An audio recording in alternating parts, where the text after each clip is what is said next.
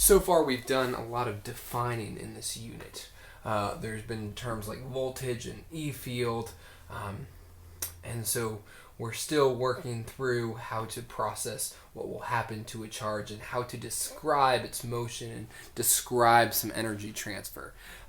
Something that I want to address with voltage is that it is a scalar, not a vector, meaning that multiple voltages can be added up, can be added together. You only need to consider the signs of your charges, so positive and negative will still play into effect. Now, like UG, like the gravitational potential energy, so when I was thinking about a roller coaster earlier in this unit that was rolling down from a hill to the bottom of a hill, I didn't really care to get an actual absolute value for height, like how far this roller coaster was above the Earth's core. I just said, look, this is h equals 0, and this is some distance above h equals 0. That's what I care about. And similarly with voltage, we don't care about an absolute value for voltage. Absolute value for voltage, no, we don't care about it. It's a reference level that we care about. Reference level is what we care about.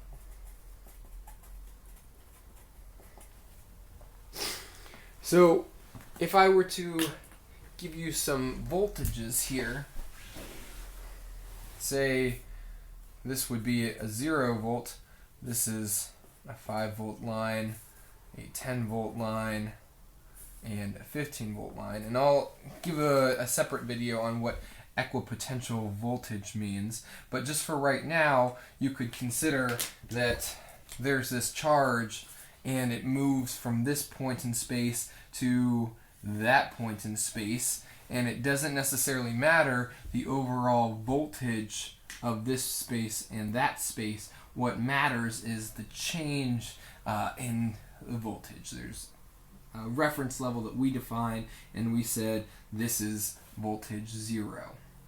So this proton moves across 10 volts. Starts at 10 volts, goes to 0, and we could figure out maybe the change in potential energy. Change in potential energy. We could look at, say, a lull diagram to do this. Remember that voltage is the potential energy per charge that's given. The charge here is a proton, so that's positive E, a constant that's given on your equation sheet. And I could write something like this. Well, in my lull diagram, let's say the system is my proton and my E field, whatever is causing that E field that causes the potential lines that we see. So in this side, I have no K, no kinetic energy. I have all potential energy because I start off with, what is it? This UE must be Q times V. And I start off with E, because that's my charge, positive E, times 10 volts. So I have some UE, potential due to electric field, and all of that gets converted because when I get over here, now I have 0 UE because I set my reference level to this is 0 volts. So no more potential energy due to electric charge. Instead, all of it is in K. So now I could set up this expression.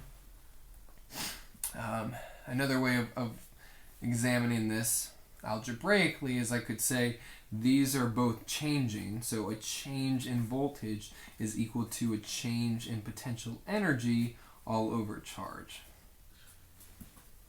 Right, so my change in potential energy due to the electric field must be the charge times the change in voltage, which this is positive E.